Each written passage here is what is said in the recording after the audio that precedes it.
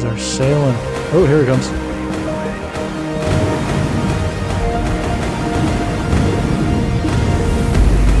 Oh man. He's dead. He's dead.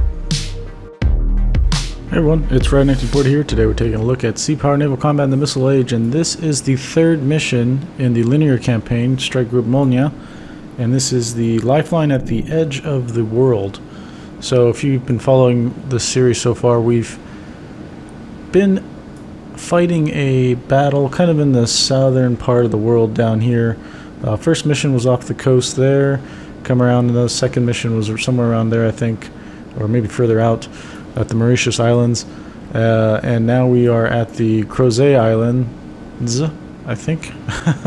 It's French administered, so it's uninhabited basically, but what the setup is that we've got an anchorage now with some merchant vessels here that are going to help us resupply with missiles, fuel, and other supplies that are needed. Of course, this is a linear campaign with persistence, so we have the same ammo count as we did in the previous mission. So you can see here some of these are well stocked because we've been kind of careful how we use some of these things. And it looks like, yeah, we're missing one SSN, 2 Charlie there. I think we've only got, who was it? Yeah, we've only got 4 SSN 3s burned through the reloads that it did have stored in these magazines here over the past 2 previous missions. So we also have to keep this guy safe, I think, is a mission goal. And let's take a look at the briefing really quickly. Once again, like the rest of the campaign so far, the briefing's really well done. The intermission stuff with the information is really well done as well. And it looks like we kind of got hints of where to expect enemy forces. So they're talking about South African submarines kind of being around. So it looks like on our flanks here. And then we've got one further down south here. So if I was to have to move the supply force, I'd probably think about moving them north towards Strike Group Molniya. They also warned about a destroyer group, which could be out here somewhere. And they say that that's the destroyer group that would be from the previous mission. I think I sunk all of them, so I'm curious to see the persistence if this carries over and if those guys actually aren't there because I sunk them in the previous encounter. If that's the case, that's super cool because then you could really have impact on what you're doing in these missions and you know, taking some risk and getting some reward when it plays out your way. So that'll be neat to see if that's how that works. I'm not sure. So I did briefly play a little bit of this because I was curious. Someone in the WWX Discord was having troubles, I think, killing one submarine, so I wanted to take a look at what they were talking about. So we'll actually play through it and go through all the different encounters that we can have. So what we need to do at first is think about our MCOM position. So I'm going to say that we want to be active on our radars. We want our active sonar on. For the VDS, if you look at the hull-mounted sonar, you can imagine that doing well on the surface. If there's a layer, actually, let's take a look. There's a layer, so we can say that this guy's going to cover the layer, and then we'll put our VDS underneath the layer so we get coverage down there as well. Of course, both of these sensors, the VDS and the regular hull-mounted sonar, we'll be able to see across the layer, but it's just there's some scattering loss and stuff that's modeled in the game, and it's not as good as if you were actually in the same layer as the contact. So everybody will put them active sonar below the layer, air search, surface search. So I want my radars on because we're in the middle of nowhere. Okay, so I want to make sure if there's enemy aircraft coming or missiles coming that I can see them as far away as possible. If we got a small destroyer group, that's okay. They probably don't have sensing abilities on their own. They'll probably have to launch helicopters to kind of get them to see realistically us like over the horizon. So I'm not too worried about potential harpoon spam at the moment. I think that we'd detect them if we've got our radars going, and then we'll send some helicopters up too. In fact, in the previous campaign or previous mission, the helicopter for this guy was shot down, so let's double check. I don't think, yeah, so we've got 0 out of 1. This was an ASW helicopter, though. If we look at our roll-on, roll-off carrier, over here we should have the K-25TS, so that is the kind of the recon version. It's got a nice big radar on it, so we can use that to launch. We also have an ASW helicopter, so instead of having 2 ASW helicopters, one on that cruiser and one on this guy, we only have 1, so they'll be busy. This is the ASW Hunter loadout, so they have got just sonobuoys with no torpedoes or anything like that. I don't know if they... Let's abort this, because I'm not sure if the PLs actually have like a hunter-killer sort of thing. Yeah, so they got 36 sonobuoys there, 4 sonobuoys there, or 2 torpedoes, or depth bombs. Yeah, they don't have a combo, so that really sucks for us. We'll get one of those ready. We'll definitely get one of the TS's ready, so that we can see if there's enemy ships around us. Get the maritime domain awareness. That's a big important thing. For our yaks, we used to have 8 in the persistent campaign, or the linear campaign here.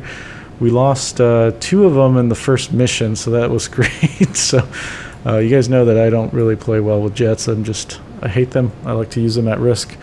And so we paid for it, so we lost 2 of them, but we've got 6. We're supposed to replenish these guys, I think, after this mission if we are successful. So I want to do... I don't know. Let's calculate the range here.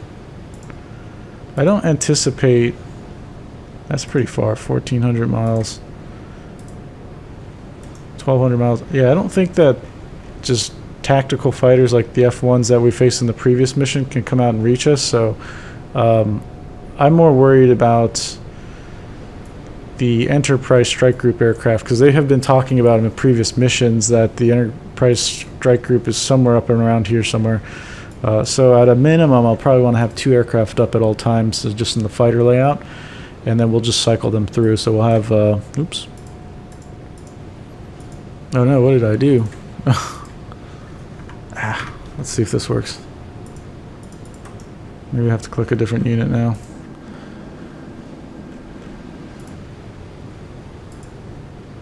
Okay. Wow, that was weird.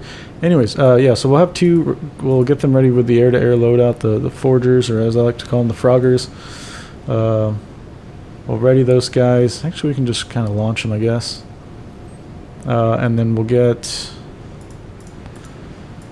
2 more ready, and they'll just kind of be standby. And that should eat up our deck crew, so those guys will stay busy for a while. We'll keep 2 up, and then as they need to come off station, we'll launch 2, and then we'll just rinse and repeat. And then in that case, we'll have the remaining 2 just kind of be extra for any sort of thing that comes up. Maybe if we need to surge a couple more fighters to help the other guys out, or if we need to give these guys some anti-ship loadouts or bombs or whatever to hit surface targets, then those guys will be on the deck ready to go, and won't be committed to just flying cap. So that is the setup, and this guy, we'll keep him at MCON because he's got to stay alive, and he's got no weapons, so he's kind of hosed otherwise. These guys can stay at MCON as well. I think we'll keep them where they're at right now, because we don't know where the submarines are. We generally know that one might be over here in this direction, one might be somewhere down there, and one somewhere over here. So yeah, we'll just take it easy for now. And I think what we're going to do is we'll go, yeah, they're on the waypoint that I kind of want. I just want them to go intercept those guys. We'll go up to 2/3 actually. Once the cap launches, I'll launch that Ka-25TS, and then we'll get some, I'll probably make them do big loops around the formation here so we can kind of cover around if we see any surface threats. Unfortunately, we don't have any air asset that we can launch that does air-to-air radar stuff, so we're going to rely solely on our vessels to figure that stuff out, because the yaks don't have any air-to-air radar as well. So basically what our ships can see is what's going to warn us of enemy aircraft coming inbound.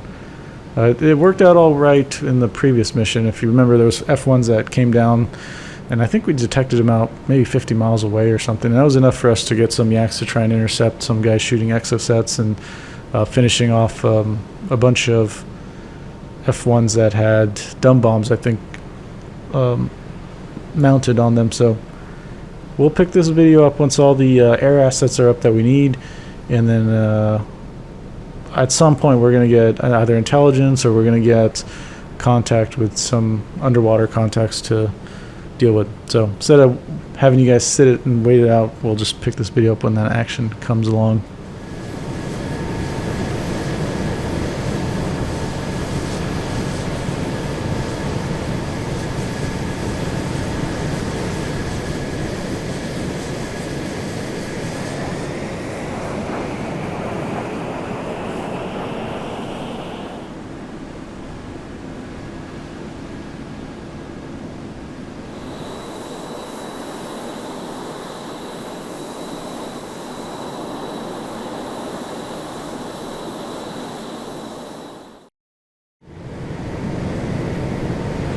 Alright, well, it didn't take long. We launched just one aircraft, second aircraft, and that flight is lifting off right now.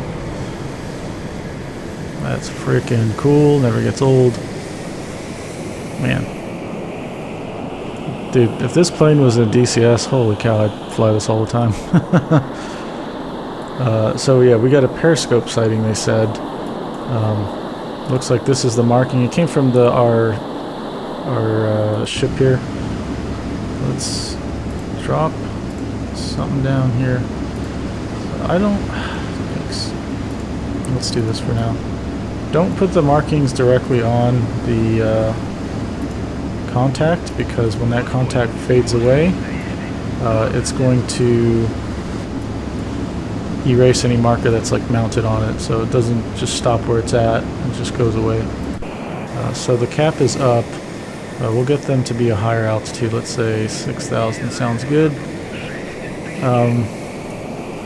I would say I'd bias these guys maybe up to here a little bit.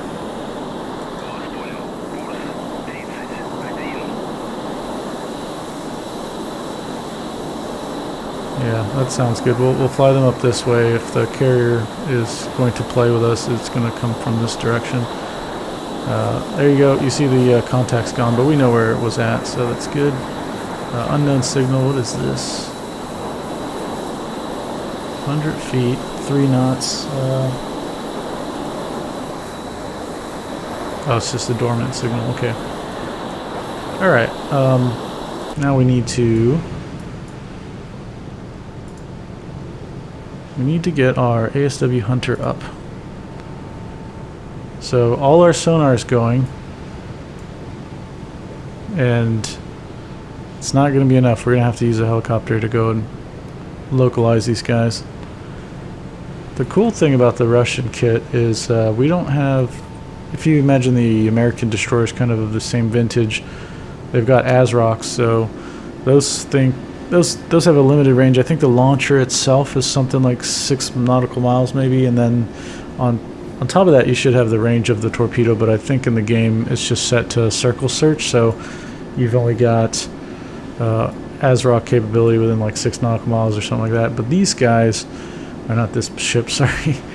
Yeah, these guys right here are the Silex missiles, and so they can do anti-submarine or anti-surface, which is really cool. That little thing will fall out over the contact, and they go 27 miles, so if we can pick something up it's within 27 miles, we can definitely kill it. The problem with this is that even though this is a long-range ASW weapons delivery thing, we don't really have long-range ASW sensors. We have an active VDS, but it's not a towed array like a passive towed array, which is what you'd like to see if you want some long-range contact detection. Obviously, you can have longer range active sonar detections, but really want the passive stuff, so you can, number one, be quiet while you're doing it, and generally passive ranges will be better than active sonar. Alright, this guy's getting spun up.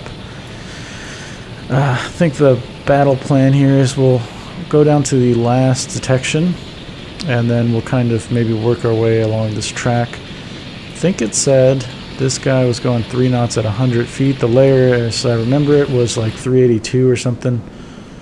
345. Well, I think it varies where we're at. Yeah, 327 there. That's a really neat detail that I don't think a lot of people give it as much hype as they should, because I don't like in some of the old sonar games that the layer depth for the whole map was like one consistent depth. It's never like that. I mean, if you can imagine, this is all, everything's just constantly mixing and stuff, right? You have different little tidal currents and different crap that's in the water and different weather patterns over certain parts of the water, even in a small area. So you can imagine the layer depth is not this really firm boundary that is, you know, going across hundreds and hundreds or thousands of miles, right? So it's super, super cool that this game has it be very different in some areas. In fact, if you wanted to make sonar stuff more fun and exciting, having more dynamic water changes would make it so that you would have to think about how to exploit the differences in the environment to your benefit as a hunter, or someone being hunting submarines, or the submarine hunting the surface ships. So that's kind of the big cat and mouse game, is how to use the environment to kill the other guy before they kill you. Okay, so this is going to be probably a decently long flight. Let's see. Yeah, 20 minutes from now we'll be over the target and almost 40 nautical miles away. So we will pick the video up when we're there and we'll start our search. So 3 knots going in 20 minutes. They're not going to get too far. So if they're going that same direction. Let's see here. So we're saying, so in 1 hour they'd be there if they're staying at 3 knots. So 20 minutes they're going to be at that 1 nautical mile range. So we'll put a marker there. Probably search there first and we'll see how close we are. Yeah, that sounds like a plan. I'm excited. We've got some ASW afoot, and I like ASW things, so we're sitting good.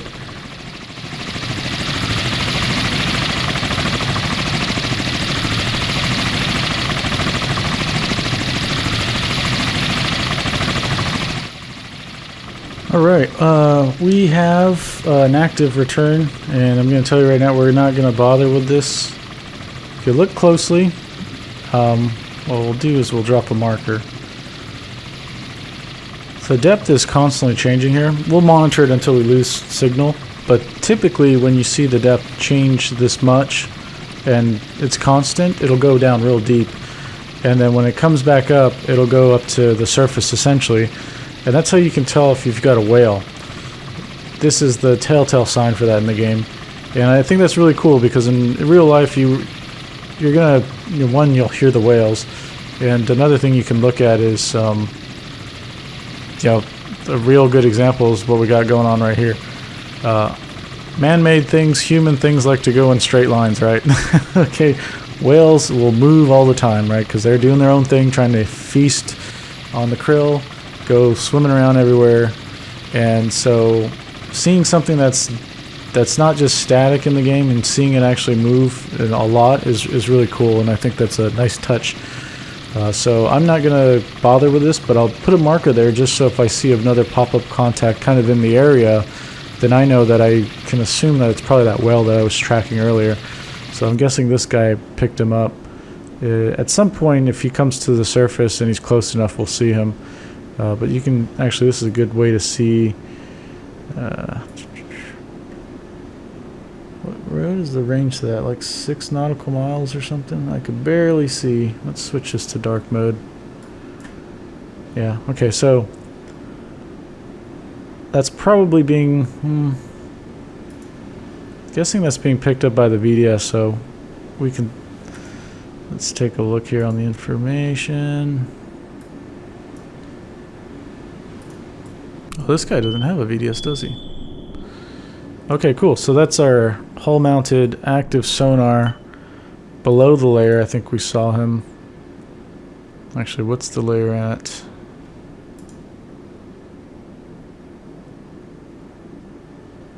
Okay, so probably in the layer, hull-mounted active sonar for this guy. The observed ranges that we've got in this scenario at the moment is about 6 nautical miles.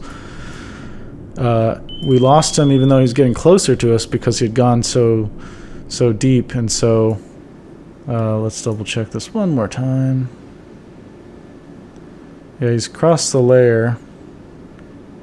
If he's gone 330, so he's probably gone deep, and that's why we lost him, even though it's getting closer and closer. He's just kind of deep under that layer, but that's pretty neat. So we kind of know, we kind of expect 6 nautical miles on the hull mounted. Hopefully we can get something that will tell us what we think our VDS ranges should be for the ships that have them. If you guys were paying attention, I didn't mention this because I launched it after we broke away, but I've launched the KA-25TS, and we've got the radar going now, and so because that briefing kind of hinted at destroyers being out this way, I'm going to fly him out this way first, and then we'll just kind of loop back and see everything around us. Yeah, so far it's quiet, so we're at a decent altitude. I could stand to raise him up to 6,000, I guess. Yeah, I think one of the things that would probably make air operations more trickier in the game is if there was some sort of penalty for... Ooh, okay. Got a whale over there that was actually spotted. That's so cool. Using, having some whale noises in the water. Man. So as in the Navy, we always have this underwater telephone thing going, and you're just basically listening on a hydrophone essentially, and you hear everything around you. And you can also like talk into the water, so it's just cool because you'll hear the sea life, and then maybe a little bit later you'll hear the bridge call out on the 1MC, like, you know, there's whales or dolphins on the port side or something. If you want to go up there and take a picture, you can run up topside and take a picture. But we always knew that they were around because we would hear them first. So we can put a marker there. That's good because that would actually scare us if we had a pop-up unknown contact right there. Kind of watch this guy. Speed's going 5 knots. He's pretty steady on a depth, which is abnormal.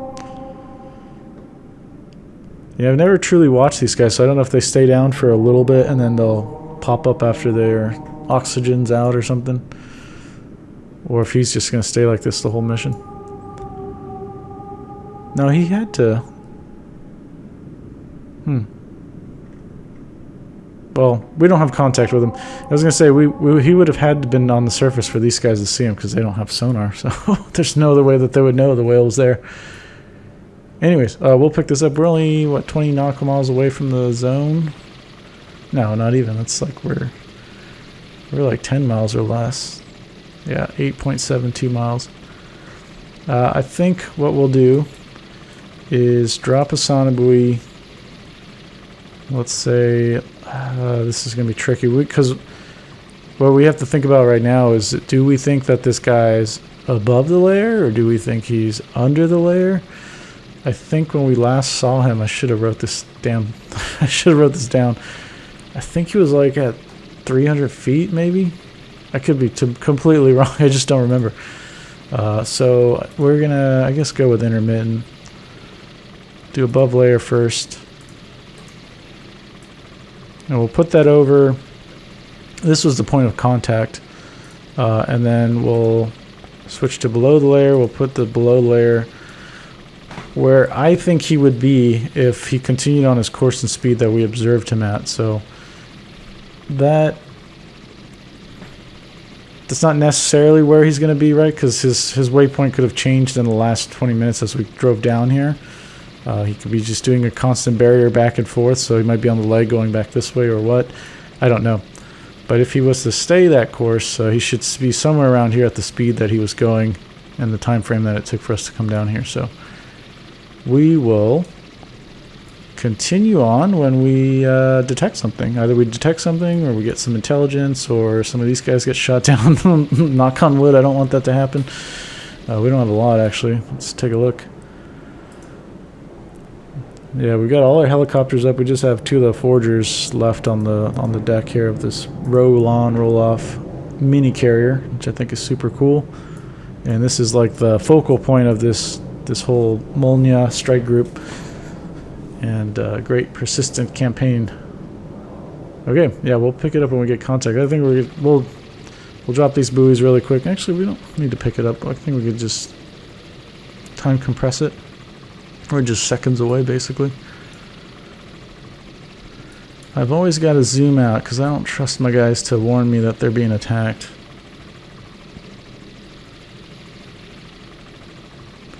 Alright, here we go. Should be dropping soon. Oh, that is so cool. Oh, wow. I always wondered about that. I was like, where the hell do they kick the sonobuoys out? And that is so neat. God, those things are stacked in there like bombs.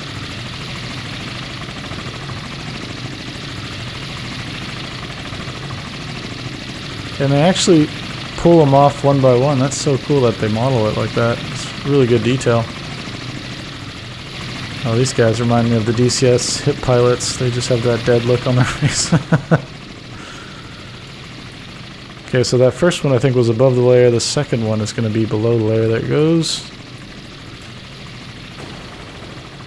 And then he's just going to sit there. Nice. Okay. So we weren't too far off.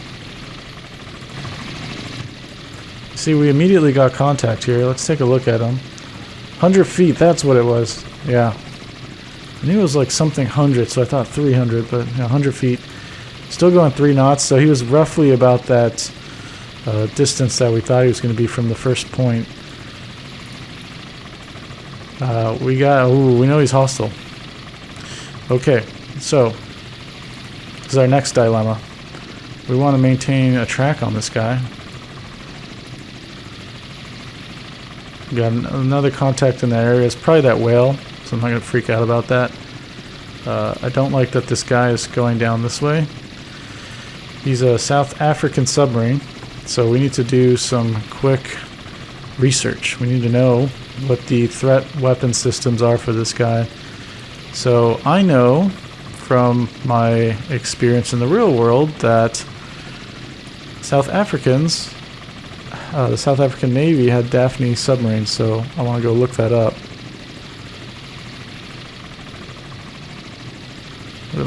Is that in here? Oops, I went to surface ships. So they consider that a patrol submarine.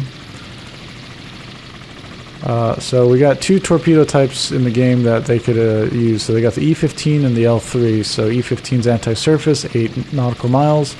L-3 is anti-submarine, 2.8 nautical miles. So we're not worried about that. We're worried about the 8 nautical mile E-15 torpedo. What am I going to do with that information? Well, I'm going to draw a bubble around this guy for 8 nautical miles. Now, we don't want any of our ships to be in that bubble. Does that mean certain death if we get in that bubble? No, because this guy has to have the ability to detect us. And I can see right now, the way that he's maneuvering, that he doesn't know that this guy's there. Otherwise, we would have, by the time our submarine got here, or our helicopter got here to detect him, if he truly saw this guy out at max range, he would, he'd be driving towards it, right?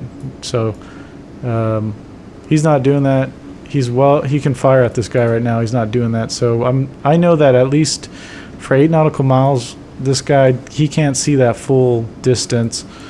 So we'll keep that in mind, because if we have to do over the side shots, I would get a feeling that I can get a little bit closer than 8 nautical miles to throw a torpedo at him. I think our set 65s that we've got, I want to say they're 8 nautical miles. Yeah, they're the same. So we'll have an advantage if we're detecting him on buoys, and we kind of clip in under that 8 nautical miles and throw a torpedo at him, because he probably won't detect us on his sensors towards that edge of that 8 nautical miles. And even if we don't with ours, we'll have the sonobuoys that's relaying that information to us of where to throw that torpedo at. So, okay, the whale's back. How the frick are they detecting this thing? I'm so curious. Oh, the sonobuoy's detecting it. Oh, that's so freaking cool. So they're detecting that a long ways out, and they're probably just, I would imagine, hearing the whale songs and being like, it's a whale. This is not a whale. So our dilemma now is we got to keep the ships out of this bubble, assuming he's going to keep driving towards us. And we need to... Who's got the RBUs? This guy's got the or not RBUs, the Silex missiles. 27 nautical miles. This guy is 33. Albacora. What is that?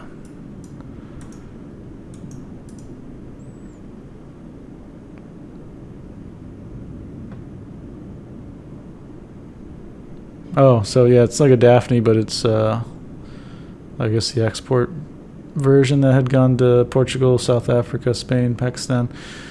Alright, cool. So do we want to use a Silex missile, or we can also use this guy and sprint down, either using over the side shot. We got 5 of them, and then we've got some RBUs, which I think 3 nautical miles. I want to know more about this torpedo system, the E-15. Okay, it does have guidance on it. Alright, cool. So got to be a little careful.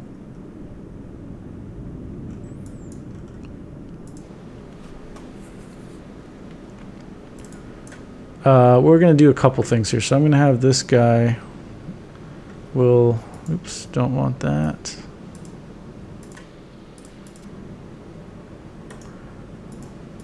Going to have him break off, and we're going to sprint at this guy. So when people do ASW scenarios, I think a lot of people are super worried about don't go flank because the submarine's going to hear you. And it's not like an on-off thing, right? This guy has to be in range with his sensors that he has on board to have the ability to detect you going flank. If he can't do it because the sensors are too tiny and crappy, then you can go flank at 20 nautical miles away. You're not going to be seen. Okay? And even if you are seen, what is this guy going to do? He can't speed up really to come get you. You know, we'll see what his max underway speed is underneath the surface, but it's probably not going to be that great. And it's a diesel electric, so he's going to burn his battery down, chasing you when you can go much faster than he can. In fact, let's do that with this guy. He's on the edge of torpedo range, and I don't think that this guy is going to react to us going up to flank. And we will probably, at 11 knots, we'll probably outspeed him, even if he tries to chase us down while he's submerged. Now, if he comes up to the surface, that's good for us because he's going to just eat surface missiles. We won't have a problem doing that to him. Okay, it looks like the cap is coming in to land, so let's cut him off. They can hold for now while we launch these guys.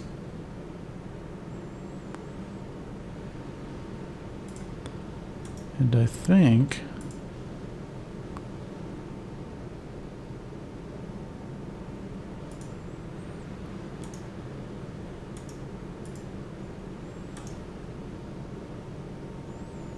I want to set the aircraft a VTOL rally point. Let's make that out this way. Yeah, so that'll be cap just will fly there automatically when they take off. We'll adjust their depth. And then we're going to get this guy to go flank to go kill this other dude. We can also bring the cruiser. I was thinking get him to go flank to come down as well, because he'll have these Silex missiles and he'll... Yeah, we can do that for now. The danger is I don't want this guy, the roll-on, roll-off carrier, to be too separated if he can't keep up. But I think because we're in formation, these two should... he's going to flank at the max speed that the formation can go. This guy's going 34, that's good. I really would like an over-the-side shot, or getting an RBU kill would be freaking sick. That would be really neat to get. It's an interesting design to have anti-submarine helicopter only carry sonobuoys or torpedoes and not both combined. You can kind of see the limitation there If we had 2 helicopters, it wouldn't be a problem, but we've only got 1. So even if it wasn't a linear campaign and we didn't have 1 shot down, you could imagine in real life, you know, you've got aircraft maintenance that needs to get done. Aircraft can be down hard because of some part that you don't have. If one becomes a hangar queen, you only got 1 helicopter, and if they can only do one or the other in terms of dropping sonobuoys or torpedoes, now we have this dilemma of we're probably always going to want to opt to use sonobuoys because we need to see ahead of us, and we'll have to leave the actual killing part to the ships. And the Silex has great range, 27 nautical miles. That's really nice, but we're still out of range. We're kind of on the edge of that right now. So I think it's okay. This will be an interesting ASW prosecution, a little bit different from all the American style ones that I do in the game. Well, I think we're kind of at a standstill at the moment. We're just monitoring this submarine, and then we're going to have to run, I think, for maybe an hour. Roughly an hour, I think.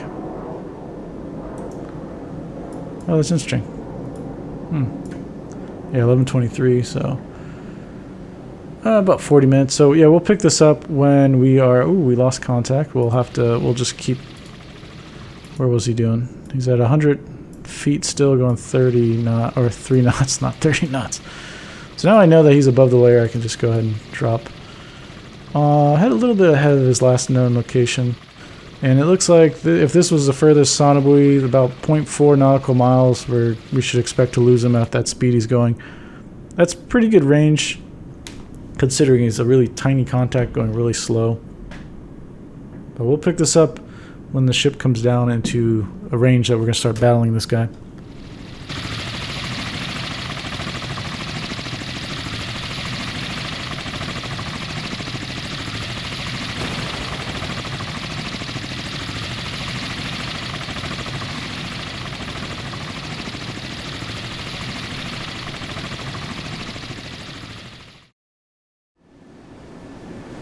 Alright, so we are still traveling down with our ship here to go after that Daphne, or whatever they call that, the export version of the Daphne. And we just got word that the monitoring station at Socotra has passed warning of American fast attack submarine approaching our anchorage from the southeast. They've put an approximate circle, so this is dangerous. This is what, probably 20 nautical miles? Yeah, I think that's 20 nautical miles. Alright, so you can see here this is a wedge that is kind of tightening depending on what this other submarine contact does. Assuming the submarine is trying to kill us, and so he's going to want to go this way, we can escape this way. This guy was coming down this direction, and he could have sandwiched us between the islands here. So you can see in some ways how geography does play into naval warfare, but it's pretty rare, right? Because most of the times we're just traveling out in the open ocean.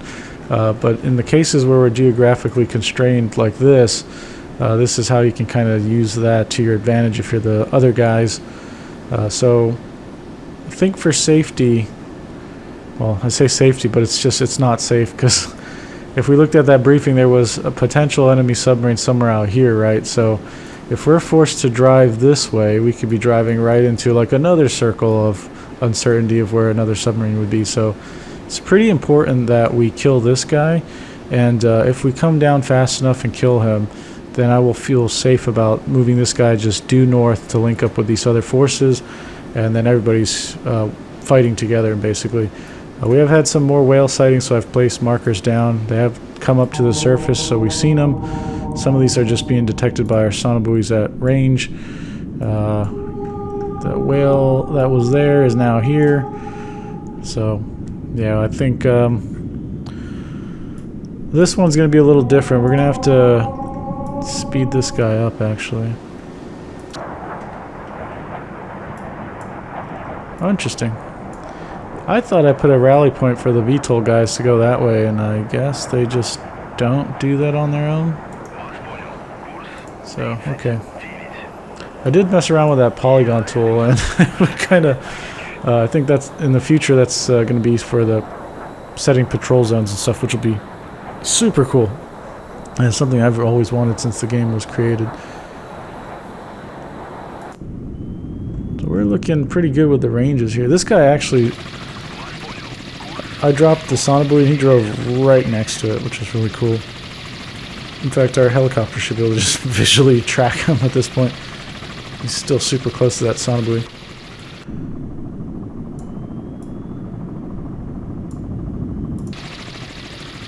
In fact, we can see him. Yeah, there he is. That's freaking cool. I love it. I love in this game that you can see through the water like that. Just awesome. These guys should at least get a visual confirmation that he's there, I think, because you would see that in real life. No, it's just by the sonar though. Okay, that's all right.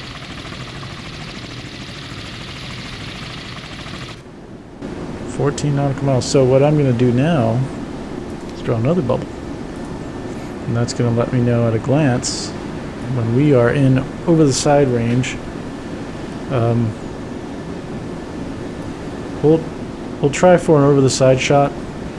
I don't know how successful we're going to be, and we'll have to monitor what he's doing. If he's evading when we give him the over the side shot, I think what my plan will be is to let me see if this works.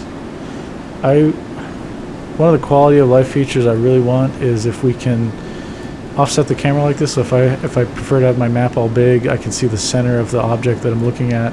And then if I go to another unit, you can see it's already shifted the focus back to that side there, so I'd have to manually do this again for another unit. Wish they would just set it and forget it kind of thing. Anyways, so let's go back to ship. Yeah, if we come at him and we fire one shot with the set 65s, kind of a little bit at range, if he reacts to that and starts to run from it, then we'll see how his counterfire is if he fires anti-surface torpedoes our way, what are those, E-15s I think, or if he fires those really short-range anti-submarine torpedoes for his counterfire. Then we don't have to worry about that. If he's doing that and he fires a few of them, let's see how many tubes this guy has. Oh, he's got 6. Oh, he's got 8 tubes, so he can probably fire just... Okay. I was hoping if he had a smaller amount of tubes, we'd be able to count how many torpedoes are out, and then know that it's going to take a while to reload, so we can sprint in for the RBU kill. Because now that I've been talking about it, I really want to kill this guy with RBUs. So we'll try it over the side shot first, and if that whatever his response is, hopefully he runs away and he fires the anti-submarine torpedoes. Then we can continue to sprint to close, and if we sprint to close till he's 2.8 or 3 nautical miles away, then we can get him. Yeah, 3.1 nautical miles away. And he's a small submarine. He's been hanging around the surface, so if we can get that range, I think that we can kill him pretty good. Okay, so we'll this is going to take a few more minutes, so we'll pick this up once we get within range to fire. Nothing else really has been going on. We haven't noticed any air contacts with this helicopter, or surface contacts with the helicopter. No air contacts reported by our radar systems. So this might be a pretty chill scenario. I want to know for sure if because I killed those other destroyers in the previous mission, if they won't be in this mission. That would be super cool if that's how this is playing out. I simply don't know. So yeah, we'll pick this up when we are in range. We're still tracking this guy. He's about a half a mile from this last sonobuoy. We'll see if he drops off. If he does, there's no problem there because we're like right over him. He's there. He's just crawling along right there. We can just keep monitoring him with sonobuoys.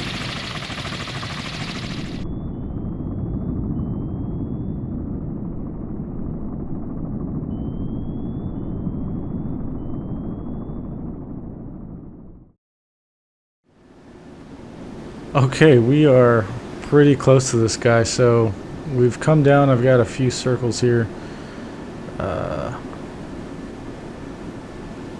We've got this big one here is the 8 nautical mile range, so you can see he's within the set 65 range.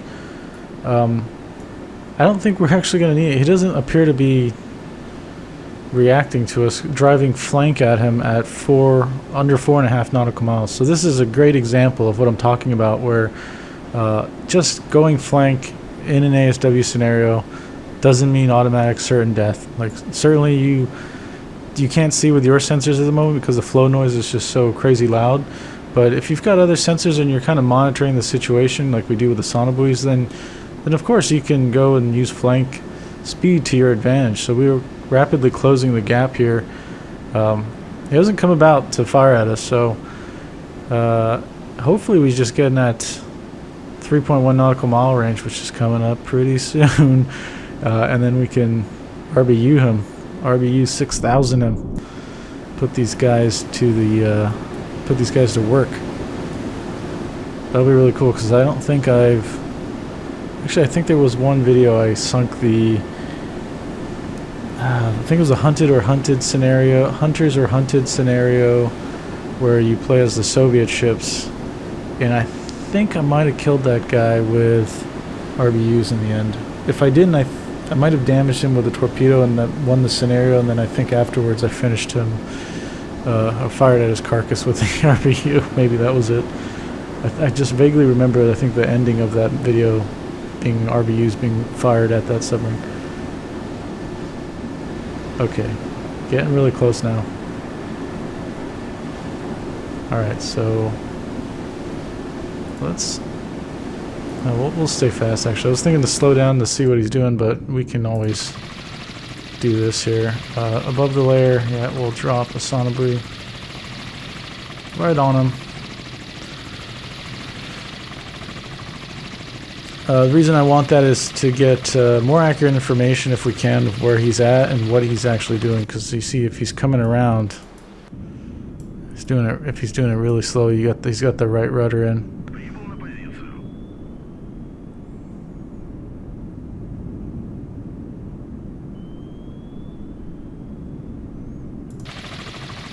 And we'll want to get the helicopter out of the way, because RBUs will be smashing through their rotors.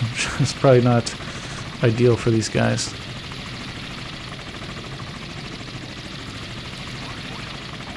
Okay, get the heck out of there. Where is he actually at? Oh, he's coming. He's south of there. Yep.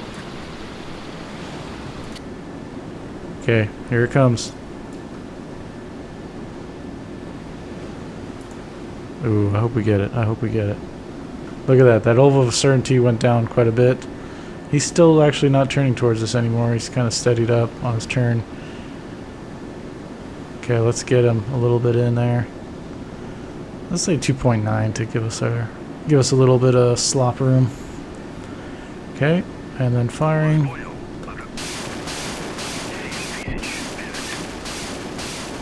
Wow, that's brilliant. Okay, and then let's pause it. I want to see this happen. I guess this will probably be the best views. Split view. Okay.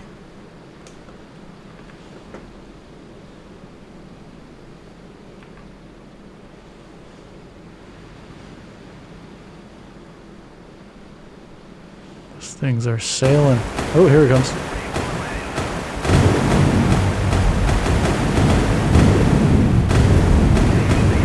Oh man, he's dead. He's dead. Oh, he's coming to the surface. Oh, that made my day. I was in meetings all day. Just, oh, that's brilliant. And yeah, this makes my day. Sit in meetings all day and I finally get to release some rage in the form of RBU 6,000 against the tiny little submarine. That's what I like to see. So, are there any survivors? Probably not. Oh, we can check really quick with this guy. Yep, no beacons. Okay. I would have made an attempt to pick them up, but no one's alive, I guess. That's pretty cool. Look at that. Victory shot. Okay, so the next phase of this, I think we'll do in another video. I think we're almost probably at the 50-minute mark, and this is going to require a little bit of setup because we'll probably break it down in 2 lanes because I've cut this formation up, so I've detached him to come down here, and the ideal thing for us to do. You know what? Let's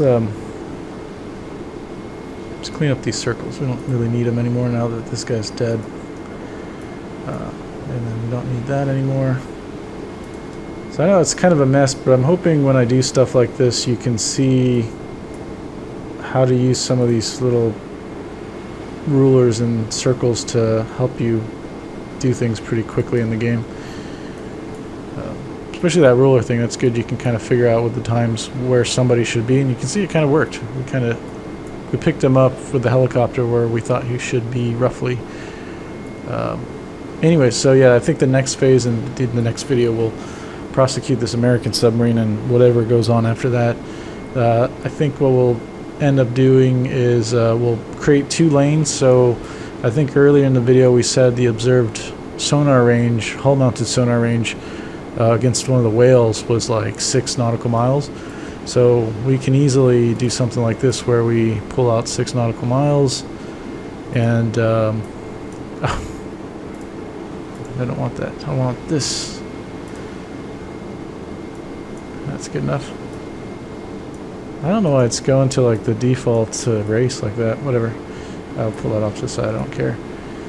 So roughly 6 nautical miles, and what I'll do with this is I can take my ruler now and draw out a lane, and then do the same for this guy on this side, and then for this guy on this side. So what are these lanes for? It's like, well, I suspect that submarine's going to want to try and kill these ships. In fact, let's while we're thinking about it, let's come up this way. We'll have to be careful they don't collide with them coming down at flank speed, but we'll set them underway at, yeah, standard's good. Now I can use the helicopter with sonar buoys, which I will do, to kind of go down these lanes, but primarily I'm going to want my surface vessels to split the tasking to go down here. So once we get kind of close, we'll start to chop the speed back, make sure the VDS is out when that speed goes down, and then we're slowly searching down this way. You can see it's not a perfect coverage, but that's okay because we are kind of guessing that he's going to want to head up towards this guy, so we're roughly covering most of where he should be. And who cares if he's out this way, right? Because there's nothing there that can reach us or hurt us. And who cares if he's out this way? He's kind of constrained by some islands, so it's likely if we're down here and he's coming up between these things, we're probably going to see him. Oh, it's so neat. The sail of that's still sticking out. But anyways, yeah, this will be in part 2 of this video. Yeah, because otherwise this thing is going to go on past an hour, and I can't stand videos that go on past an hour. So if you have any questions or comments, leave them down below, and I'll get to them as soon as possible, and I'll see you on the next one. Bye!